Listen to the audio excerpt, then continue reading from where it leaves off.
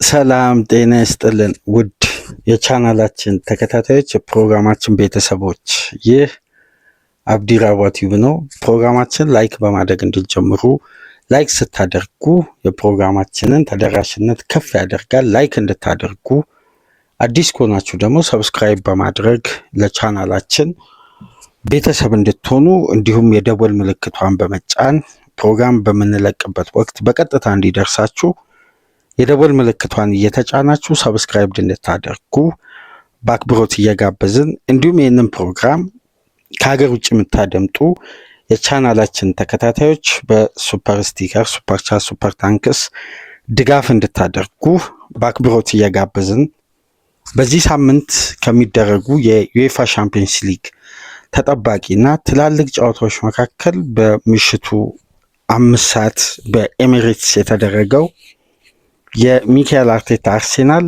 የቀድሞ ወዳጁን አብሮ በጋራ በማንቸስተር ሲቲ ቆይታ ያደረጉት የቪንሴንት ኮምፓኒ በወቅታዊ ብቃት በዩሮፒያን ቶፕ 5 ሊግ ምንም አይነት ሽንፈት ሳያስተናግድ በጠንካራ አሸናፊነት በከፍተኛ ግብ የማስቆጠር ጥንካሬ በ18 ጨዋታ 17ቱን በማሸነፍና አንድ አቻ በመለያየት ከሽንፈት ለረጅም ጨዋታ ርቆ የነበረውን ባየር ሙኒክን አስተናግዶ በሜዳው እንግዲህ 3-1 በሆነ ውጤት እንግዲህ ባየር ሙኒክን ለመጀመሪያ ጊዜ ከ18 ጨዋታ በኋላ የሚካኤል አርቴታ አርሴናል ማሸነፍ ችሏል። በዚህ ጨዋታ ዙሪያ ሰፋ ያለ ቆይታ እናደርጋለን። የሚካኤል አርቴታ የታክቲክ የበላይነት በ2-45 የተለያየ የሚካኤል አርቴታ ቡድን ይዞ የቀረበው የጨዋታ መንገድ ፍጹም የበላይነት ሁለተኛ 45 ለመውሰድ ያስቻለውን የታክቲክ ለውጥ፣ እንዲሁም የቪንሴንት ኮምፓኒ ባየር ሙኒክ ከረፍት በፊት በነበረው እንቅስቃሴ ሰከንድ ሃፍ ለመቀጠል መቸገሩ በበለጠ የአርሴናል የታክቲክ የበላይነት በሜዳ ውስጥ በተስተዋለበት ጨዋታ እንግዲህ 3-1 በሆነ አስደናቂ ውጤት 3 ከተለያየ የጨዋታ ስታይል የተቆጠረ አስደናቂ ውጤት አርሴናል አሁን በሚገኘው በአምስቱ ትላልቅ ሊግ በዚህ ወቅት ምርጡ ክለብ የሚካኤል አርቴታ አርሴናል እንግዲህ ከዚህ በላይ ሌሎች ማረጋገጫዎች ሊቀርቡ አይችሉም። ምክንያቱም ባየር ሙኒክ ማሸነፍ አሁን በዚህን ሰዓት ከሚገኙ ታላላቅ ክለቦች ውስጥ ያለምንም ሽንፈት ፍጹም አስደናቂ የሆነ የውድድር ዓመት እያሳለፈ የሚገኝ በሊጉም ከሊጉም ውጪ የአሸናፊነት መንገዱ ጠንካራ የሆነውን ቡድን ኤሚሬትስ ላይ በእንዲህ አይነት የጨዋታ ልዩነት ማሸነፍ የሚካኤል አርቴታን አርሴናልን የዘንድሮ የውድድር ዓመት የቡድኑን ጥንካሬ፣ ፍሉዲቲ እና ሞቢሊቲን በላቀ ደረጃ እንደገና በሌላ ጨዋታ ያሳየን ልዩ ምሽት ነበር እና ለሚካኤል አርቴታ የዘንድሮ ሲዝን ከሊግም አልፎ እስከ ዩሮፒያን ውድድር ረጅም ርቀት የታቀደ ጉዞ ይመስላል። በዚህን ሰዓት በዩኤፋ ሻምፒየንስ ሊግ ከ5-5 በብቸኝነት በማሸነፍ በደረጃው ሰንጠረዥ አናት አሁን ኮንፈርት ዞን መፍጠር የቻለ ብቸኛ ክለብ የሚካኤል አርቴታ አርሴናል ነው። ለመጀመሪያ ጊዜ እንግዲህ አንድ ግብ አስተናግዷል። አንድ ግብ ከ5 ጨዋታ አንድ ግብ ብቸኛ ቡድን ሆኗል እና የሚካኤል አርቴታ አርሴናል አስደናቂውን ጉዞ በፕሪሚየር ሊግ ብቻ ሳይሆን በሻምፒየንስ ሊግም አጠናክሮ የቀጠለበትን ምሽት በዚህ ፕሮግራም እንመለከታለን። ከዚህ ፕሮግራም በመቀጠል እንግዲህ ሌላ ከባድና አሳማሚ ሽንፈት በአንፊልድ ያስተናገደው የአርነ ስሎት ሊቨርፑል አሰልጣኙን ምናልባት የስንብታቸውን ጊዜ ሊያፈጥን የሚችል አስደንጋጭ ሽንፈት ሌላኛው በአንፊልድ ያልተጠበቀ ሊቨርፑል በበለጠ ሪከቨር ለማድረግ ያመቸዋል በተባለበት ጨዋታ ፍጹም የጨዋታ የበላይነት ተወስዶበት በሜዳውና በደጋፊው ፊት በቶፕ 5 ሊግ ውስጥ የማይገኘው ፒኤስቪ አይንድሆቨን እንግዲህ ከኤሪዲቪዚ የመጣ ቡድን አንፊልድ ላይ 4-1 በሆነ ሰፊ ውጤት አይደንቲቲውን፣ ኳሊቲውን፣ የቡድኑን ከፍታ፣ የአምና ሻምፒዮንነትን በአንዴ ፊር ፋክተሩን ያጣው ቡድን ሌላ አስደንጋጭ ሽንፈት አስተናግዷል።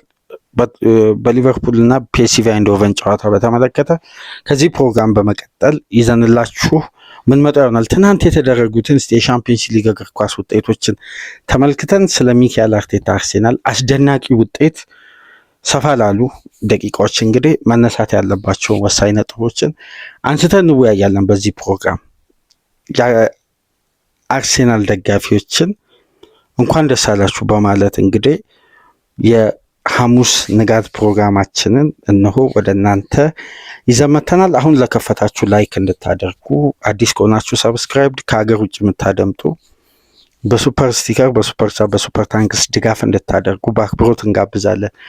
ትናንት እንግዲህ በጊዜ በተደረገ የ2:45 ጨዋታ ኮፐንሃገን በሜዳው ካራትን አስተናግዶ 3-2 በሆነ ውጤት ሲያሸንፍ ፓውስ እና ሞናኮ ያደረጉት ጨዋታ 2-2 በሆነ አቻ ውጤት ሲጠናቀቅ ተጠባቂው ሌላኛው ትኩረት ሊሰጠው የሚገባ የነበረ የምሽቱ ሌላኛው ጠንካራ ጨዋታ በአትሌቲኮ ማድሪድ እና በኢንተር ሚላን መካከል የተደረገ ነበር። አትሌቲኮ ማድሪድ 2-1 በሆነ ውጤት 90 ሲደመር 3 ላይ በራውል ሂሜኔዝ ግብ ማሸነፍ ችሏል። ጁሊያን አልቫሬዝ ቀዳሚ ያደረገ፣ ዚሊንስኪ ያቻልነቷን ግብ አስቆጠረ። ጨዋታው ሊጠናቀቅ የተወሰኑ ደቂቃዎች ሲቀሩ በሂሜኔዝ በተከላካዩ በተቆጠረ ግብ 2-1 አትሌቲኮ ማድሪድ ማሸነፍ ቻለ። ወደ ጀርመን የተጓዘው አትላንታ እንግዲህ ኢንትራ ፍራንክፈርትን 3-0 ሲያሸንፍ ወደ ግሪክ የተጓዘው የዛቪ አሎንሶ ሪያል ማድሪድ ከሰሞኑን በስብስብ ውስጥ ከፍተኛ ቴንሽን ውጥረት የበዛበት የቪኒ ጁኒየር የኮንትራት ድርድር መቋረጡ፣ በቡድን ስብስብ ውስጥ የሚገኙ የስታፍ አባላት፣ የክለቡ ሲነር ተጫዋቾች እንዲሁም አዳዲስ ተጫዋቾች በዛቪ አሎንሶ ያሰለጣጠንና ማን ማኔጅመንት ደስተኛ እንዳልሆኑ ከሰሞኑን መረጃዎች እየወጡ ነው የሚገኙት። ከወደ ስፔን ማርካም፣ ዲፌንሳ ሴንትራል የሚባሉት ኤልቼግኒቶንም ጨምሮ የሪያል ማድሪድ ውስጥ አዋቂዎች ይህን ጉዳይ እየዘገቡ ነው እና ሰሞነኛው ጉዳይ እንግዲህ በተወሰነ መልኩ ሊያረጋጋ የሚችል ውጤት ማድሪድ ወደ ግሪክ ተጉዞ 4-3 በሆነ ውጤት ማሸነፍ ችሏል። ኪሊያን ኤምባፔ እንግዲህ ፈጣኑን ሃትሪክ በ7 ደቂቃ ውስጥ 22 ደቂቃ 24 ደቂቃ እና እንዲሁም 29 ደቂቃ ላይ አስቆጥሮ በጨዋታው በአጠቃላይ 4 ግብ የባፔ ምሽት ነበር። 4ቱንም አስቆጥሮ ሪያል ማድሪድ 4-3 በሆነ ውጤት ከሜዳ ውጪ ድል ቀንቶታል ማለት ነው። ሌላኛው የምሽቱ ደግሞ ተጠባቂ የእንግሊዙ ክለብ ቶትናም ባለፈው ሳምንት በአርሴናል 4-1 የሆነ አስደንጋጭና ከባድ ሽንፈት ያስተናገደው የቶማስ ፍራንክ ቡድን ወደ ፈረንሳይ ተጉዞ በስታዲ ፍራንስ የወቅቱን የዓለማችንን ምርጡን ክለብ ሁሉንም ውድድሮች ማሸነፍ የቻለ ከክለብ ወርልድ ካፕ ውጭ ሌሎች ውጤቶች እስከሚመዘገቡ ሌሎች ድሎች ወደ ሌላ ክለብ እስከሚሄዱ ድረስ የወቅቱ ምርጡ ክለብ እንግዲህ እስከሚጠናቀቅ ይሄ ሲዝን ሻምፒዮንስ ሊግን፣ ሱፐር ካፕን፣ ዩኤፋ ሱፐር ካፕን ሁሉንም ክለብ የአሸናፊዎች አሸናፊን ምናምን ሌሎች ክለቦች እስከሚያሸንፉ ድረስ የወቅቱ ምርጡ ክለብ የሚባለው ፒኤስጂ ነው። አሁን ባለ ግን በብቃት በአስተማማኝ ውጤታማ ጉዞ ደግሞ ካየን ከአርሴናል በላይ አስተማማኝ ቡድን የለም። ነገር ግን በድልና በዋንጫ በታገዘ የፈረንጆቹ አዲሱ ዓመት እስከሚያልቅ ድረስ ፒኤስጂ ነውና በሜዳው ቶትናምን አስተናግዶ 5-3 በሆነ ውጤት ማሸነፍ ችሏል። ጨዋታው እንግዲህ ተለዋዋጭ ውጤት ነበረው። ሪቻርልሰን ቀደም ብሎ ቶትናምን ቀዳሚ ያደረገ፣ ቪቲኛ ያቻነቷን ግብ አስቆጠረ። የፒኤስጂ ንብረት የሆነው በዚህን ሰዓት የፓሪስ ሴን ጀርሜን ንብረት የሆነው ራዳሚል ኮሎሙዋኒ በራሱ ክለብ ላይ በውሰት ወደ ቶትናም የሸኘው ክለብ እንግዲህ እንደምታውቁት ፒኤስጂ ነው። የፒኤስጂ ንብረት ነው። ፒኤስጂ ላይ ምሽት 50ኛ ደቂቃ ላይ 2-1 ያደረገችዋን ግብ ማስቆጠር ቻለ። ከዛም በኋላ እንግዲህ ፓሪስ ሴን ጀርሜን አከታትሎ ባስቆጠረው 3 ግብ በቪቲኛ በፋቢያን ሩይዝ እና በዊሊያም ፓኮ አማካኝነት 4-2 ጨዋታው ማድረግ ቻለ። ከዛም በኋላ እንደገና ራዳሚል ኮሎሙዋኒ ለራሱ ሁለተኛውን ለቶትናም 3ኛ ግቡን አስቆጠረ። በመጨረሻም ቪቲኛ በጨዋታው ሃትሪክ በሰራበት የፍጹም ቅጣት ምት አስቆጥሮ 5-3 በሆነ ውጤት ፒኤስጂ የቶማስ ፍራንክ ቶትናምን ማሸነፍ ችሏል።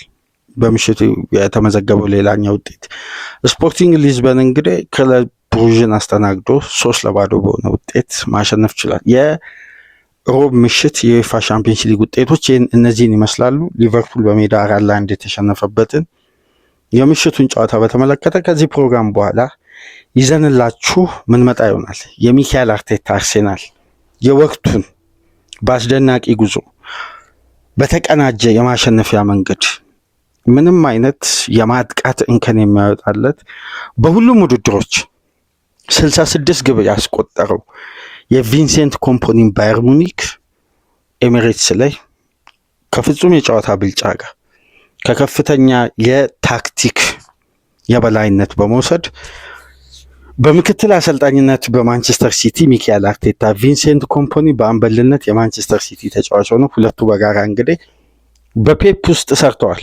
በተጫዋችነትና በምክትል አሰልጣኝነት ለመጀመሪያ ጊዜ እንግዲህ በዩሮፒያን ውድድር ሲገናኙ ነው። በሊጉ እንደምታውቁት ከበርንሌ ጋር አርሴናልና በርንሌ ተገናኝተው ነበር። ቪንሴንት ኮምፓኒ የበርንሌ አሰልጣኝ እያለ በአንዴ ነው እንግዲህ የኮምፓኒ አሰልጣኝነት ኬሪየር በአንዴ ነው ተርን ያደረገው። ከታች ወደ ላይ በጣም የክላስ ሰፊ ልዩነት ባለባቸው ሁለት ክለቦች ነው የአሰልጣኝነት ዘመኑን በአማረ ሁኔታ የመጀመሪያ ሲዝን በድክመት ቢጀምርም ሁለተኛው ሲዝን የዘንድሮ ግን ምናልባት የሚካኤል አርቴታ አርሴናልን ሊያሸንፍ ይችላል የሚሉ ግምቶች ነበሩ በአብዛኛው በተለይ በሚዲያ ባለሙያዎች። ነገር ግን አርቴታ ለእያንዳንዱ ጉዳይ ምላሽ የሚሰጥ የጨዋታ ውጤት እንግዲህ እያስመዘገበ ነው። አሁን አሳምኖ የማሸነፍን ኳሊቲ በአርሴናል ቤት በበለጠ እያስተዋለ ነው። ጨዋታው በተጀመረ በመጀመሪያ 22 ደቂቃ ጁሬን ቲምበር ከቡካዮ ሳካ የተሻገረለትን የኮርና ኳስ ከሴት ፒስ አርሴናል መሪ ሆነ።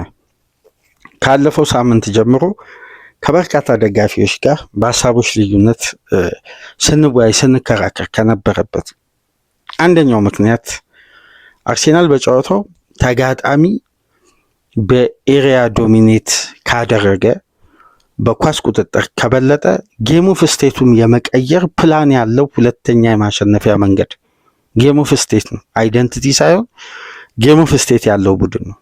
ስለዚህ የጨዋታውን አድቫንቴጅ ለመውሰድ ከሚጠቀምባቸው የጌም ኦፍ ስቴት መካከል አንዱ ሴት ፒስ ነው። ይሄ ደግሞ የአንድ ቡድን ካራክተር ነው፣ አይደንቲቲ አይደለም። ያን ጨዋታ በተለየ አድቫንቴጅ ከወሰደ በኋላ ወደ ራሱ ሪትም ወደ ራሱ ሞመንተም ለማምጣት እንዲህ አይነት የተለየ በእግር ኳስ ያልተከለከሉ የማሸነፊያ መንገዶችን ይጠቀማል። በዚህም እንግዲህ ብዙ በተሻለበት የባየር ሙኒክ የኳስ ቁጥጥር 75-25 በነበረበት እንቅስቃሴ ላይ ነው አርሴናል ያገኘውን አጋጣሚ በፍጥነት አድቫንቴጅ መውሰድ የቻለው። ከዛም በኋላ እንግዲህ የሙኒክ የኳስ ቁጥጥር ከፍ ብሎ ጆሹዋ ክርሚች በረጅሙ በሉዊስ ኬሊ አናት ላይ ባሻገረው ኳስ ጊናብሪ ማይነስ ያደረገውን የ17 ዓመቱ ካሬል አስቆጥሮ ባየር ሙኒክን ወደ ጨዋታ መለሰ። 1-1 ሆነ ጨዋታው። ከዛም በኋላ እንግዲህ 38ኛ ደቂቃ ላይ ባቱ ላይ ባጋጠመው ጉዳት ሊያንድሮ ትሮሳርድ በኖኒ ማድዌኬ ተቀይሮ ወጣ። ማድዌኬ ከገባ በኋላ የሚካኤል አርቴታ የታክቲክ የበላይነትና ሁለተኛ 45 የነበረው ኢነርጂ ለምንድነው ፈርስት ሃፍ ያልነበረው? የትናንትናውን ፕሮግራም ወደ ኋላ መለስ ብለን የምናስታውሳቸው አንዳንድ ነጥቦች አሉ። ከረፍት እንደገቡ 69ኛ ደቂቃ ላይ ማድዌኬ አርሴናልን በድጋሚ ቀዳሚ ያደረገ። ከዚህ እንቅስቃሴ 1 ደቂቃ ከ49 ሰከንድ ቀደም ብሎ ሚካኤል አርቴታ የጨዋታውን ወሳኙን ለውጥ ወይም በሜዳ ውስጥ ይሄ ታክቲካል ባላንስን ኒውሜሪካል አድቫንቴጅ እንዳይወሰድ ተጫዋች እያለ ግን ታክቲካል ኒውሜሪካል አድቫንቴጅ እንዳይወሰድ አንድ ተጫዋችን በኳስ የማጉደል አንዳንድ ከፍ ያሉ ቡድኖች ባላቸው ኳሊቲ ተጫዋቾች በቀላሉ አንዱን ፖዚሽን ታርጌት ያደርጋሉ። ከዛን ያን ፖዚሽን ኒውሜሪካል አድቫንቴጅ ይወስዳሉ። በታክቲክ ያንን ፖዚሽን ታርጌት እያደረጉ ታርጌት የሚደረግበት ኳሊቲ ምናልባት የተጋጣሚ ቡድን ድክመት ሊሆን ይችላል፣ የተጫዋቹ የግል ብቃት፣ አስተማማኝነት ወይም ስለ ጨዋታው ያለው ጥንካሬና የተጫዋቹ አቅም ተመጣጣኝ ላይሆን ይችላል። ስለዚህ ተጋጣሚ ሜዳ ውስጥ ታርጌት ከሚያደርጋቸው ፖዚሽኖች የጨዋታውን እንቅስቃሴ ባላንስ የሚያደርጉበት ኤሪያ ይሆንና አርሴናል ላይ ጫና የሚፈጥሩበት የጨዋታ ስታይል ይሆናል። ሙኒክ ይህን ሲጠቀም ነበር።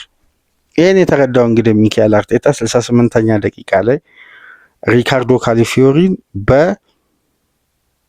በማይሊ ሉዊስ ስኬሊ ቀይሮ በማስገባት ሉዊስ ስኬሊን በመቀየር እንዲሁም ሁለተኛ ፉልባክ ዊንገር ቡካዮ ሳካን በማውጣት 68ኛ ደቂቃ ላይ ጋብሪኤል ማርቲኔሊ ነው ከፊት መስመር በኩል ያስገባው። ከረፍት በፊት አስገዳጅ ለውጥ ነው የሊያንድሮ ትሮሳርድ።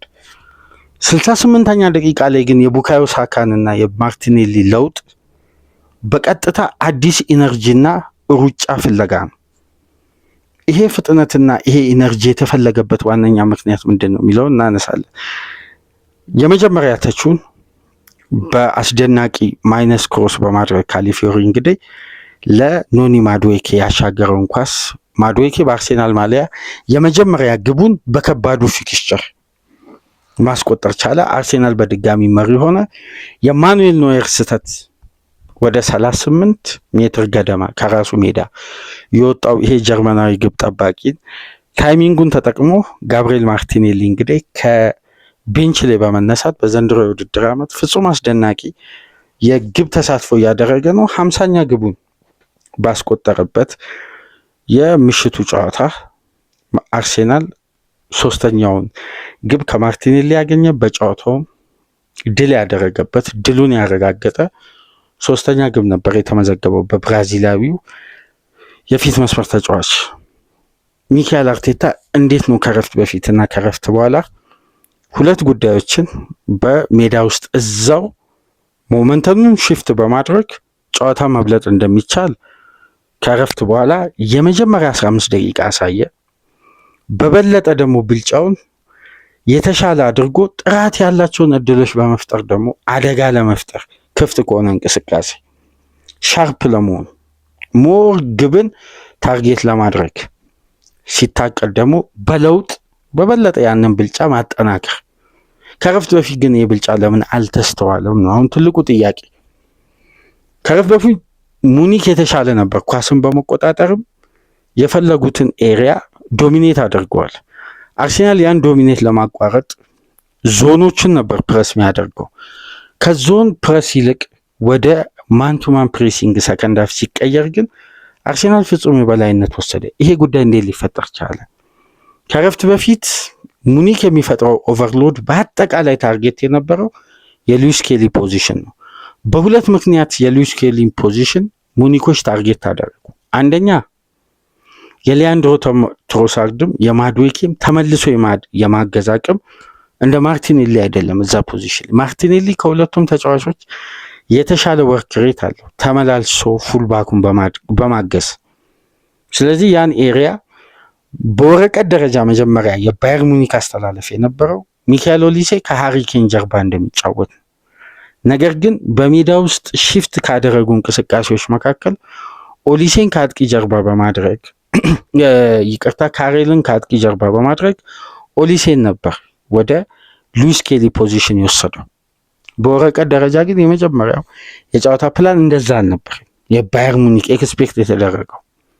ስለዚህ ያንን የግራ ክፍል ኦቨርሎድ በመፍጠር በትሮሳርድ እና በሉዊስ ስኬሊ መካከል ያለውም ጋፕ በተለየ ሁኔታ በስታስኒች እና በኪርሚች እንዲሁም አልፎ አልፎ እየወረደ የሚጫወተው ሃሪኬንን ጨምሮ ያን ፖዚሽን ታርጌት በማድረግ ነበር አርሴናል ላይ ኦቨርሎድ የፈጠረው ሙኒክ። ስለዚህ ታርጌትን ያደረገው ፖዚሽን ነው። አርሴናል ዞኑን ለመጠበቅ ነበር ያሰበው ከጥንቃቄ ጋር እና በመልሶ ማጥቃት አግሬሲቭ አልነበረም። እንደ ሰከንድ ሃፉ ወይም ከፍተኛ ኤነርጂ አይጠቀምም ነበር። ነገር ግን በትናንትናው ፕሮግራማችን አንድ ጉዳይ አንስተን ነበር። እንግዲህ በርካታ አድማጮች ትናንት የለቀቅነውን ቅድመ ጨዋታ ግምገማን አድምጣቸዋል። የሚካኤል አርቴታ አርሴናል በአንድ የጨዋታ ሲስተም እዚህ ጨዋታ ላይ ባላንስ ሊያጣ ይችላል። ቅድመ ጥንቃቄ ከወሰደ አደጋን ወደ ራሱ ክልል ነው የሚጠራው።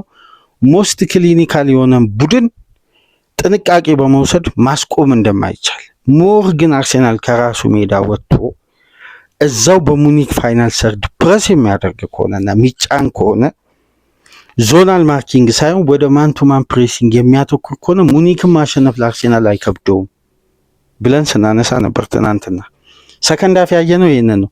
ፈረስት ሃፍ ግን የጠበቅ ነው ሚካኤል አርቴታ ቀድሞ ጥንቃቄ ሊያተኩር እንደሚችል ኦፍ ዘ ቦል ያሉ ወርክ ሬቶች ላይ ትኩረት እንደሚያደርግ፣ የጋራ ኳስን አለመሸነፍ፣ ኤሪያዎችን ነፃ ለማድረግ ጥብቅ ሶሊድ መሆን፣ እነዚህ ጉዳዮች ደግሞ በደንብ ፍሉድ የሆነና ከኳስ ጋር በርካታ ደቂቃ መቆየት የሚችል ቡድንን የበለጠ የማሰቢያ ጊዜ ስለሚፈጥር ሙኒክ ፈርስት ሃፍ ብልጫ ወሰደ። ይሄ ነበር የጨዋታው ሰፊ ልዩነት። እነ ዙቢመንዲም ራይስም ያለ ኳስ ኤሪያዎችን ይሸፍኑ ነበር። ያለ ኳስ ወርክ ሬታቸው ከፍ ይላል፣ ከኳስ ጋር ያላቸው ግንኙነት ዝቅተኛ ነበር። ለዛ ሙኒክ ዶሚኔት ከኳስ ጋር ማድረግ ቻለ በበለጠ እና ተረጋግቶ በጨዋታው አድቫንቴጅ ቢወሰድበትም ረጋ ባለ ቴምቦ ወደ ጨዋታው ሪትም በመግባት ነው አቻ ማድረግ የቻለው። ሰከንድ ሃፍ ግን አርሴናል አንደኛ በኢነርጂ ከራሱ ሜዳ ወጥቶ በራይስም በዙቢመንዲም ኢዜም ያለ ኳስ ቢሆንም ማንቱማን ፕረስ በማድረግ ከፍተኛ አስተዋጽኦ ነበረው። በሜዳ ውስጥ ፋይናል ሰርድ በርካታ ኤሪያዎችንም በመንካት ሁለተኛ ተጫዋች ነው። ይሄ የተጋጣሚ ላይ ኦቨርሎድ ለመፍጠር በሚደረግ ጥረት ፖዚሽኑ ላይ በመገኘት ማለት ነው። እዛ ፖዚሽን ላይ ተገኝቶ ኦቨርሎዱን ውጤታማ ማድረግ ነው። ሌላ ተጫዋች ከኳስ ጋር ያለውን ኃላፊነት ይወስዳል። ነገር ግን ፖዚሽናል ኦቨርሎድ መፍጠር ደግሞ አንዳንዴ ተጫዋቾች የግድ ከኳስ ጋር መገኘት የለባቸውም። ያለ ኳስ ይህን የፖዚሽናል የበላይነት ለመውሰድ እንዲህ አይነት ጫናን ይፈጥራሉ እና በእንዲህ መልኩ ነው የአርሴናል ሁለተኛው ካራክተር ተሻሽሎ ከራሱ ሜዳ ወጥቶ በሃይላይን ሲጫወት ሙኒክ የሚቀባበልበትን ስፔስ ያጣል። በተደጋጋሚ ያስተውላችሁ ከሆነ ማኑኤል ኖየር ከረፍት በፊት ከሚጠልዘው በላይ ከረፍት በኋላ መጠለዝ ጀመረ። ምክንያቱም ኤሪያዎች የሉም ለቢልድ አፕ። አርሴናል አላፈገፈገም። ኦቨር በሃይላይን ሃይ ፕረስ እየተጫወተ እዛው የሙኒክን ፕሬሲንግ አግሬሲቭ በመሆን ወደ ማንቱማን ሲቀይር በበለጠ ተክለሰውነትን፣ አካል ብቃትን፣ ፍጥነት፣ ጉልበትን ከኢነርጂ ጋር አርሴናል ሲጠቀም ሙኒክን ኮንትሮል ለማድረግ የተሻለ ባላንስ የለውም። አንደኛው የፓቭሎቪች ቴክኒካሊ ከኳስ ጋር ያለው ቴክኒክ ነው እንጂ በጣም ከፍ ያለው ያለ ኳስ የመንጠቅ አቅሙ ዝቅተኛ ነው። ኪርሚች በአካል ብቃት የነ ራይስንና ዙቢመንዲን አግሬሲቭ መሆን መቋቋም አይችልም። በበለጠ ደግሞ የሙኒክ ሁለቱ ፉልባኮች ተፈጥሯዊ አይደሉም። ላይማርም እስናስንሺ ሁለቱም አማካይ ናቸው። ስለዚህ አርሴናልን በደም ከተመለከታችሁ ኦቨርሎድ የፈጠረው ፉልባኮች ላይ ነው፣ ተፈጥሯዊ ያልሆኑ ፉልባኮች ላይ። ሁለቱም ደግሞ ቀደም ብሎ ከረፍት በፊት ከረፍት በኋላም ቢጫ መመልከታቸውን ተከትሎ ያንን ቦታ በሁለት አዳዲስ ጉልበት ጫና ነው የፈጠረው። ያን ጫና አማካዩ በተክለ ሰውነትም ሞር ኮንትሮል በማድረግ እንጂ አግሬሲቭ በመሆን የተሻለ ያልሆን ይሄ አግሬሲቭ እንቅስቃሴን ለመቋቋም በአካል ብቃት ደረጃ ደከም ያሉትን የባየር ሙኒክ አማካዮችን በአካል ብቃትም በፍጥነትም በጉልበትም ተጭኖ በመጫወት ሁለቱ ዊንግ ደግሞ በአዲስ ጉልበት በአዲስ ኃይል እንደውም ሉዊስ ኬሊ ቀይሮ ሪካርዶ ካሊፊዮሪን አርቴታ ባስገባ በዛ የደቂቃ ልዩነት በአንዴ ነው ኦቨርላፕ አድርጎ ያን አስደናቂ ክሮስ ማድረግ የቻለው ለማዱዌኬ። ስለዚህ ይሄ የታክቲክ ባላንስ ሽፍት ነው በአንድ ያደረገው። ይሄ የምንመለከተው ልክ ከማንቸስተር ሲቲ ጋር አርሴናል በሜዳው በነበረው ጨዋታ ፈርስት ሃፍ ጥንቃቄ ሲወስድ ሪስክ ወደ ራሱ ጠራና ሲቲ አድቫንቴጅ ወሰደ። በተመሳሳይ መልኩ ነው የታየው ትናንት ምሽት። ባየርን ሰከንድ ሃፍ የአርሴናልን የማጥቃት አቅም የመቋቋም ባላንሱ ፍጹም ተወስዶበት ነበር። መቋቋም አልቻለም።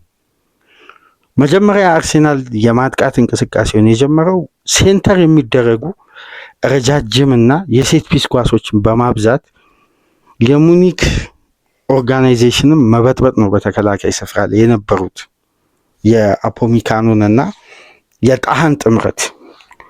ሁለቱ ተከላካዮች በተፈጠረባቸው ኦቨርሎድ ምክንያቱም ማርክ የሚያደርጉት የተናጠል ተጫዋች ስለሌለ ሜሪኖ ዊንገር ነው፣ ሲያስፈልግ ትርፍ አማካይ ነው፣ ሲያስፈልግ ደግሞ እንደ ሐሰተኛ 9 ቁጥር የሚገባ ነው። ለማርኪንግ ዞናቸው መጠበቅ አይችሉም።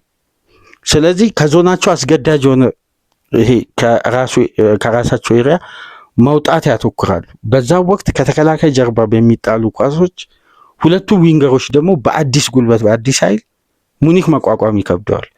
ይሄ አስደናቂ የአርቴታ የታክቲክ ብልሃት ነው። ለዚህ ነው በዚህን ሰዓት የዓለማችን ምርጡ ክለብ ሞር ፍሉድ ሆኖ ወደፊት ግስጋሴውም ከዚህ በላይ ሊያስቀጥል የሚችል የተሻለው ክለብ የተሟላው በሁሉም ዲፓርትመንት በተከላካዩም በአማካዩም በአጥቂውም በበረኛውም በኩል እያንዳንዱ ኳሊቲ በተሟላ ደረጃ ማጥቃቱም መከላከሉ እኩል ሞቢሊቲ የሚጓዝ ክለብ አርሴናል ነው። ከረፍት በፊት የብልጫው ትልቁ ለውጥ የዘንድሮ የውድድር ዓመት የአርሴናል የአማካይ ክፍልን ብልጫ፣ የተከላካይ ክፍሉን መረጋጋት፣ የፊት መስመሩን ማጥቃት በበለጠ ከኳስ ጋም ያለ ኳስም ዞኖችን በተሳካ ሁኔታ ኮንትሮል እንዲያደርግ የረዳው የሪካርዶ ካላፊዮሪ ፉል ባክ ላይ መሰለፍ ነው። 3 አይነት አገልግሎት አለው ይሄ ፉል ባክ። እንደ ፉል ባክ በመጀመሪያ ደረጃ ዲፌንሲቭ ላይኑን አሁን ኦርጋናይዝድ የሆነ የተከላካይ ክፍል ኤክስፒሪየንስ ባሉ ተጫዋቾች ሲሞላ መጀመሪያ የሚጠብቀው ታይሚንግ እና ዲሲዥን ነው።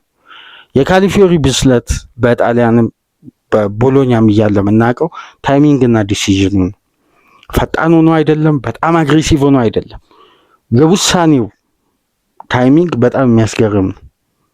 ታክል መውረድ ያለበትን ኳስን ፓስ ማድረግ ያለበት እነዚህ ኤክስፒሪየንሶች ሉዊስ ኬሊ ላይ የሉ። ሁለተኛው ጉዳይ ከኳስ ጋር ያለው ጤናማ እንቅስቃሴ ነው። ለምሳሌ ቡድኑ ሪስክ ባለበት ፖዚሽን ላይ ኳስን አይቀበልም፣ ኳስን አይሰጥም። ስለዚህ አንደኛው የተከላካይ ክፍል መረጋጋት ከሚያሳዩ ስትራክቸሮች መካከል ሪስክን መቀነስ ነው። ለዚህ ደግሞ ትልቁን ኃላፊነት የሚወስደው ካላፊዮሪ ነው። በሶስተኛ ደረጃ በፓስ አማካዩን ያግዛል። ትልቁ አቅም አማካዩ የሚያግዝበት 2 አይነት የጨዋታ መንገድ አለው፣ ዳይሬክት አታክ እና ላይን ብሬኪንግ ፓስ ነው። እነዚህ ሁሉ ጉዳዮች ደግሞ ኮንትሮል እና ሞመንተምን በተሳካ ሁኔታ ከተከላካይ ስፍራ አንስቶ እስከ አማካይ እስከ አጥቂ ድረስ የተሻሻለ ጉዞ እንዲያደርግ ቡድኑን ያግዛል። ለዚህ ነው በዘንድሮ የውድድር ዓመት ፋስት ብሬክም ሴንትራል ፕሮግረስም ዳይሬክት አታክም አርሴናል ሻርፕ ነው በሶስቱ። አሁን የካላፊዮሪ ከዚህ በፊት ስናደንቀው ከነበረበት የማጥቃት እንቅስቃሴን ከራሱ ፖዚሽን ላይ በዳይሬክት አታክ ከተጋጣሚ የቀኝ ፉልባክ ጀርባ በሚጥላቸው ኳሶች አርሴናል አደጋ እየፈጠረ ግብን ሲያስቆጠር እናስተውል ነበር። እንደ አስፈላጊነቱ ደግሞ አንደርላፕ የሚያደርገው ቴክኒክ ከዛም በኋላ አርሴናል ሲያጠቃ በሃይላይን ወደ አማካይ ክፍል ኢንቨርትድ ፉልባክ ሆኖ ሲገባ ለራይስ ፈጣን ፔኔትሬሽን እና ከረፍት በኋላ ሙኒክ ላይ ያየ ነው ያ አግሬሲቭ እና ፋይናል ሰርድ የማያቋርጥ ፕሬሲንግ እና ኢነርጂ ከደክላን ራይስ እንዲታይ የግድ ካላፊዮሪ ተከላካይ ክፍሉን ባላንስ ማድረግ አለበት። ከኳስ ጋር ከየትኛውም የአርሴናል ተከላካይ ጤናማ መረጋጋት ያለው ተጫዋች ነው። ከየትኛው ፓሶቹ የተሳኩ ናቸው። ሪስክ ወዳለው ፖዚሽን ፓስ አያደርግም። በሪስክ ባለው ፖዚሽን ላይ ኳስን አይቀበልም እና እነዚህ ጉዳዮች በአጠቃላይ ጫናን ኮንትሮል የማድረግ አቅም ነው። በእነዚህ ክፍተቶች ምክንያት አርሴናል ለመጠቃት ተዳርጎ ነበር። ከረፍት በፊት በሉዊስ ኬሊ ፖዚሽን ሎሶችን አሉት፣ ዱዌሎችን ይሸነፋል፣ በድሪብል ይታለፋል፣ ታይሚንግ እና ዲሲዥኑ ባላንስ አልነበረም። ስለዚህ አርሴናልን በግራ መስመር ታርጌት ያደረጉት ሙኒኮች ያንን ኤሪያ ተጠቅመው ግብ አስቆጠሩ። ካላፊዮሪ ሲቀየር ግን የአርሴናል ማጥቃት በበለጠ አንድ ስቴፕ ጨምሮ ይኸው ተጫዋች የመጀመሪያ የጨዋታውን እንቅስቃሴ በአሲስት ነው የጀመረው። ይሄ ትልቅ የሚካኤል አርቴታ የጨዋታን የማንበብ አቅምና ጨዋታን የመቀየር ውጤታማነት ነው። ነገር ግን ለምንድነው ሉዊስ ኬሊ መጀመሪያ አርቴታ ያስቀደመው? በዋነኝነት ኤሪያል ዱዌሎችን በማሸነፍ በአምስቱ ትላልቅ ሊግ ይሄን በተደጋጋሚ እናነሳለን። ጋብርኤል አንደኛ ነው፣ ሁለተኛ ደረጃ ላይ የተቀመጠው ሉዊስ ኬሊ ነው 2025 ከገባ ጊዜ አንስቶ። ስለዚህ ኤሪያል ዱዌሎችን ደግሞ ማሸነፍ ለነ ኦሊሴ አይነት ቴክኒሻል ተጫዋቾችን ለማስቆምና ብሎክ ለማድረግ የተሻለ አንዱ የዲፌንሲቭ አክሽን ነው ብሎ ስላሰበ ነው። ግን ያ ውጤታማ ሊሆን አልቻለም። ምክንያቱም እነ ኦሊሴ ደብላፕ እያደረጉ 1-2 ነበር ሉዊስ ኬሊ የሚያገኙት። ምክንያቱም ትሮሳርድ ተመልሶ አያግዝም። በቦታው ላይ ሙኒክ የፈጠረው አንድ አድቫንቴጅ የወሰደበት የቁጥር ብልጫና ትርፍ ተጫዋች ወደ አርሴናል የሜዳ ክልል በተደጋጋሚ እየገባ ስለሆነ አንደኛ ተጫዋቹ ካለው አነስተኛ ኤክስፒሪየንስ የሙኒክ ኳሊቲና ከፍታ የጨዋታው ሚዛን ለመጠበቅ ተቸግሮ ነበር። ይሄን ለውጥ ሲያመጣ ግን ሙኒክ በተቃራኒው ካሊፊዮሪ የሚያጠቃበትን ፖዚሽን ለመቆጣጠር ቸገረውና ላይማርን ቀይሮ አስወጣ። ስታስኒችም በተመሳሳይ። ስለዚህ የሚካኤል አርቴታ ሞመንተሙን ሽፍት ያደረገበት የመጀመሪያው 45 ጥንቃቄው ውጤታማ እንደማያደርገው ተረዳ። ከሜዳ መውጣት፣ ማጥቃት፣ ፋይናል ሰርድ ላይ ስፔሶችን ማጥበብና ቢልድ አፑ ከተበላሸ ሙኒክ አደጋ ሊፈጥር እንደማይችል ስለተረዱ ከራሳቸው ሜዳ ሲወጡ በበለጠ አርሴናል ጨዋታውን ኮንትሮል አድርጎ በርካታ ሙከራዎችን አስመዝግቦ እንግዲህ በልዩነት 3 ግብ አስቆጥሮ እንግዲህ የወቅቱ ምርጡን ቡድን ኤሚሬትስ ላይ በከፍተኛ ብልጫ ማሸነፍ ቻለ። ኳሱን ለባየር ሙኒክ በመተው ሙኒክ ጨዋታውን ፕሮሰስ ሊያደርግ ይችላል፣ ግን እድል ለመፍጠር ከፍተኛ ጥረት 4-5 ስቴጆችን የሚያልፍበትን የፕሬሲንግ ኢነርጂን ነበር የፈጠሩትና አርሴናል በጨዋታው 2.72 ኤክስጂ በመፍጠር ከ2023 በኋላ ከ2023-24 ከዛቪ አሎንሶ ሌቨርኩዘን በኋላ የመጀመሪያ ቡድን ባየር ሙኒክ ላይ የዚህን ያክል ኤክስጂ ክሬት ያደረገ ብቸኛ ክለብ 12 ሙከራዎችን በማድረግ ምን ያክል አርሴናል በጨዋታው ልዩነት እንደፈጠረ የምናየው 12 ሙከራ አድርጎ 8ቱ ኢላማቸውን የጠበቁ ናቸው። ክሊኒካል ለመሆን ቡድኑ ጠንክሮ ሰርቶ መምጣቱ የምናስተውልበት። ሙኒክ የጨዋታውን 60% የኳስ ቁጥጥር ብልጫ ቢወስድም በአርሴናል የመጫወቻ ክልል የነካው የኳስ ቁጥር ግን 13 ነው። አርሴናል 40% ነው በጨዋታው ኳስን መቆጣጠር ይቻላል። ነገር ግን 24 ኳሶችን በሙኒክ የመጫወቻ ቦክስ ውስጥ መንካት ችሏል። ይሄ የጨዋታው ሞመንተም ሽፍት ያደረጉበት የጨዋታ መንገድ ነውና አርሴናል በዚህ ጨዋታ 100% እንደ ብልጫው እንደነበረው የቡድን ካራክተርና በተለይ ሁለተኛ 45 የወሰዳቸው እርምጃዎች የጨዋታው ፍጹም ልዩነት ነበርና የሚካኤል አርቴታ አርሴናል ሌላ አስደናቂ ውጤት፣ ሌላ አስደናቂ ምሽት፣ ሌላ ታሪክ በቅርብ ዓመት አርሴናልን ሲያቆስል የነበረውን የጀርመኑን ክለብ በተቃራኒው ደግሞ አርሴናል ይህንኑ ክለብ አቁስሎ ነው ወደ ጀርመን መላክ የቻለውና ለአርሴናል ደጋፊዎች የማይረሱ ምሽቶችና ጨዋታዎች በዘንድሮ የውድድር ዓመት በስፋት እየተስተዋሉ በተከታታይ ትላልቅ ድሎች እየተመዘገቡ ነው። ድል ላይ ደግሞ በከፍተኛ ሁኔታ እንዲህ አይነት ሀያል ጠንካራን ቡድን ማሸነፍ የክለቡን የአሸናፊነት ስነልቦና ስለሚያስቀጥል እንዲህ አይነት ትላልቅ ድሎች ለሚካኤል አርቴታ ቀጣይነት ያለው የውጤት እና የዋንጫ አሸናፊነትን ስነልቦና በከፍተኛ ሁኔታ የሚጨምር ነው እና ይሄ ድል ከሰሞኑን አርሴናል ተከታታይ ጨዋታዎች ላይ የሚያገኛቸው ክለቦች የሚያገኛቸው ጠንካራ ተጋጣሚዎችን የሚሻገርበት መንገድ ግን ፍጹም የተለየ አስደናቂ የሆነ መጥቷል። በቅርብ ሳምንት አርሴናል ከሚያገኛቸው ተጋጣሚዎች አሁን ሙኒክ በፊት መስመር በኩል ከነበሩ ኳሊቲዎች አሁን ሃሪኬንን በጨዋታ አላስተዋልንም። ይህ ተጫዋች አደጋ ሳይፈጥር ነው የወጣው። የአርሴናል የማርኪንግ ስትራቴጂ እንደውም በበለጠ የእንቅስቃሴ ቢልዳፕ ላይ ያለ ኳስ በመሳተፍ የአርሴናል ተከላካዮችን ከፖሴሽን ውጪ በማድረግ ለቡድን አጋሮቹ ተጨማሪ ኤሪያን በመፍጠር ይሳተፋል እንጂ ባለው ኳሊቲ፣ ባለው አስቆጣሪነት ሪከርድ፣ ባለው ልዩነት ፈጣሪነት አልነበረም ኬን እና ለአርሴናል የምሽቱ ድል ፍጹም የተቀናጀ ነበርና ለሚካኤል አርቴታ 3 ነጥብና የምሽቱ እንቅስቃሴ ተገቢ ነበር። እንግዲህ አርሴናል ደጋፊዎችን በድጋሚ እንኳን ደስ አላችሁ እያለን የ3-1 የባየር ሙኒክን ድል በእንዲህ መልኩ ተመለከትን። ላይክ፣ ሼር፣ ሰብስክራይብ ማድረጋችሁ እንዳትረሱ። ከሀገር ውጭ የምታደምጡ በሱፐር ስቲከር፣ በሱፐር ቻት፣ በሱፐር ታንክስ ድጋፍ አድርጉ። እስቲ ያልተጠበቀውና አስደንጋጩ ሌላኛው የአንፊልዱን ሽንፈት በተመለከተ በሊቨርፑል እና የፒኤስቪ አይንድሆቨንን ጨዋታ የ4-1 የአንፊልዱን ሽንፈት ይዘላችሁ እንመጣለን። ሳትርቁ ጠብቁን። ሰላም ቆዩ።